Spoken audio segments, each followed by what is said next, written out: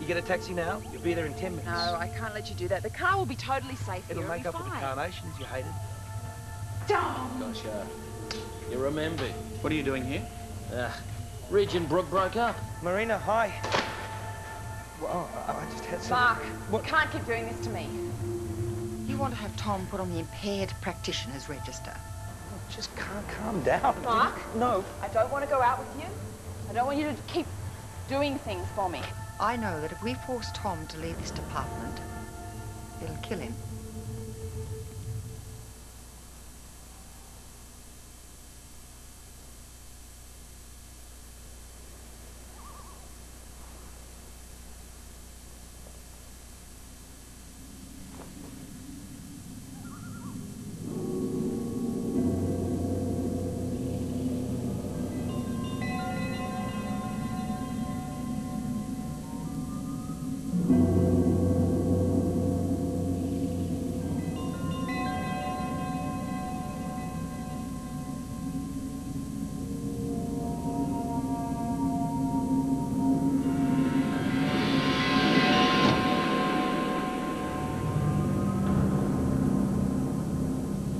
Is that you?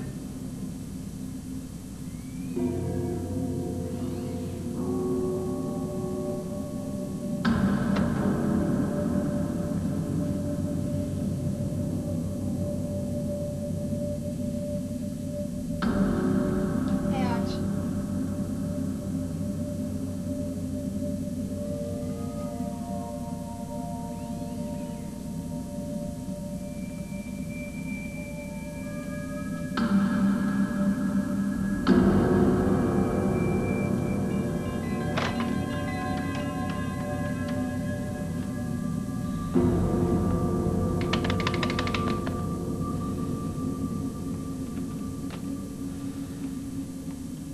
Dead. Out of order.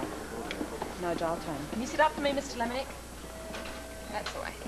Who are you trying to call at 3:30 in the morning anyway? No one. Breathe in. Breathe out. I heard a noise. Breathe in. Over the phone. No, outside. Inside, maybe. I don't know. I was asleep. You can stop breathing now, Mr. Lemonick. I mean, you can relax back. Sorry. Sure, there's an explanation. Such as?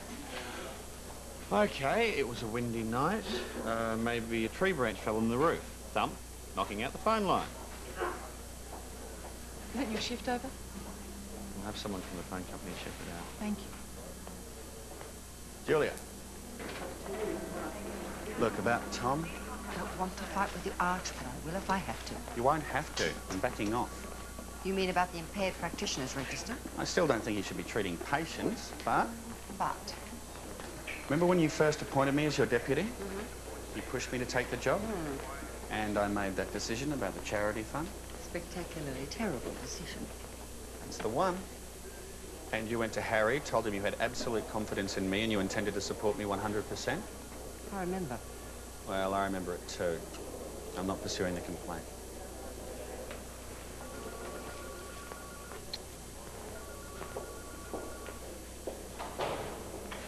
What we're going to do is introduce a temporary pacing lead. I'm intersecting the femoral vein at the groin. Stella, some oxygen for Mr. Beach. Just to help with your breathing. Normal breath now. I'm going to use a stick to find the vein. Behind one side of the artery. And... bingo. We're on our way.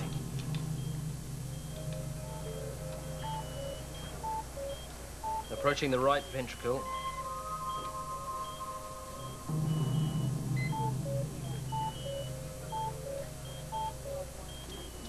There's a pause in the rhythm.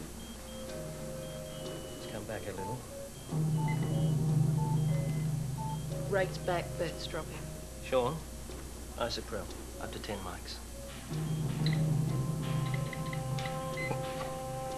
You okay? Fine. Pterodactyl just walked over my grave, that's all. Heart rate's at 30, still dropping. All right. I'll push on. The sooner we get this... Tom!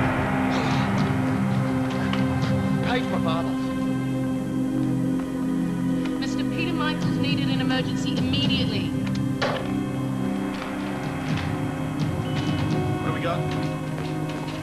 Excuse me for a minute, Mr. Lamley. Asystole, we've also got a pacing chest lead. Right, is this nice and full infusion? I'm waking it up at 12. Okay, you can sit here.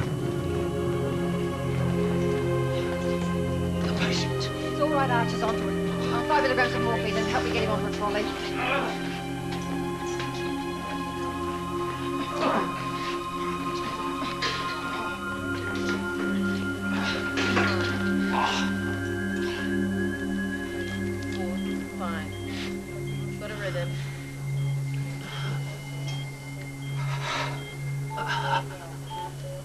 Gloved and gowned, we'll continue with the temporary pace insertion.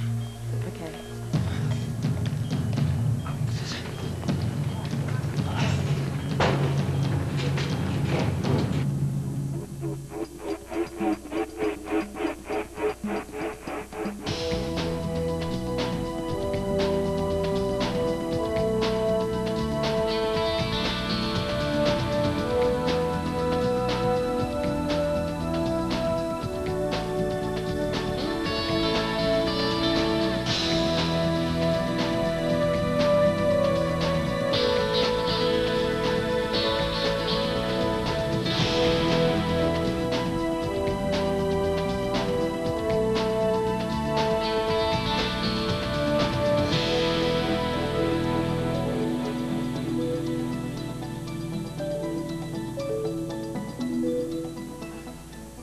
I warned you about this a couple of weeks ago. It came on out of the blue. You were in the middle of an extremely delicate procedure, and the patient could have died. Tom, you're a gifted doctor. But the time has come to acknowledge your limitations. Other members of the staff are as concerned as I am. Don't need to be Einstein to figure out who. I think you should quit.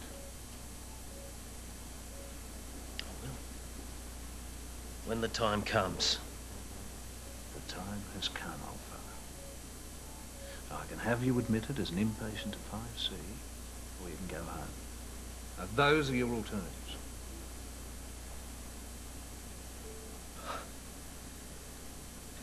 You better get me out of here before he writes my death certificate.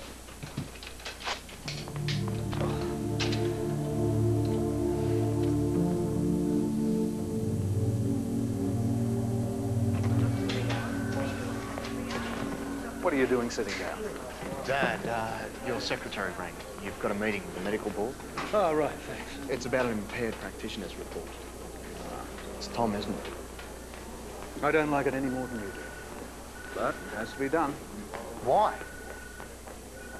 I have a responsibility to these patients. Not to expose them to doctors whose skills have been compromised. Look, I was there, and I can tell you that at no time was the patient endangered by Dr. Shawcross. And you know this because you were assisting him? Yes. Do you realize that if that patient had died, your name would have a black mark against it? And that stuff sticks, even to interns. So what do you think this is going to do to Tom's career? Sean, I am not doing this out of malice. Now, if he refuses to retire voluntarily, then I have no choice. Responsibility, skills, your name. That's what being a doctor means to you, doesn't it?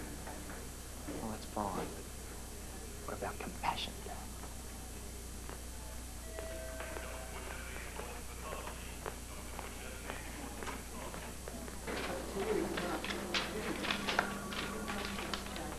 Gosh, I think you paid your wardsman to take Mr. Lemonick up to X-ray. They're expecting him. Revised roster. Grab one while they're hot. You're trying to avoid me or something? How do you mean? Well, I'm on tonight and you're on every other night this week. Yeah, well, with Tom and Julia off, we both copped some extra shifts. Oh, is that a problem? No. Just, you know, missed your company. Well, at least you won't have to remember to take the chocks out of the freezer. Did you get the phone fixed? I called, but they put me on hold. And you hung up? I don't have time to be listening to piano arpeggios. Archie said that you would fix it. I will. Could you open the door for us, please, nurse? Thanks. Thanks a lot.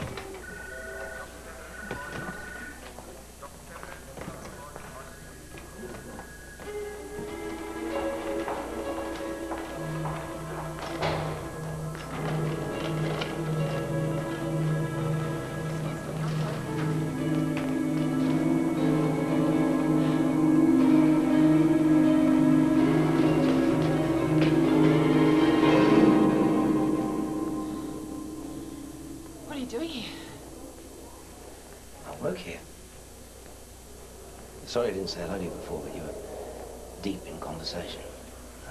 I didn't want to disturb you. There'll be other opportunities for that.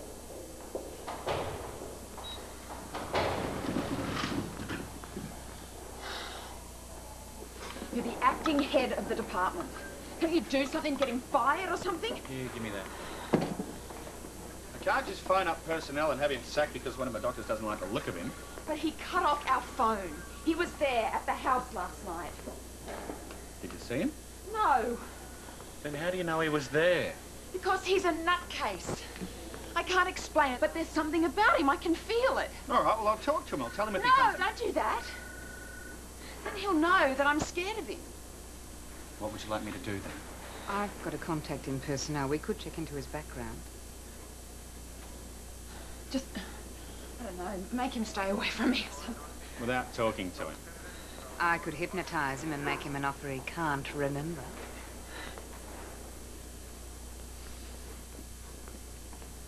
Don't worry. Nothing's going to happen to you here.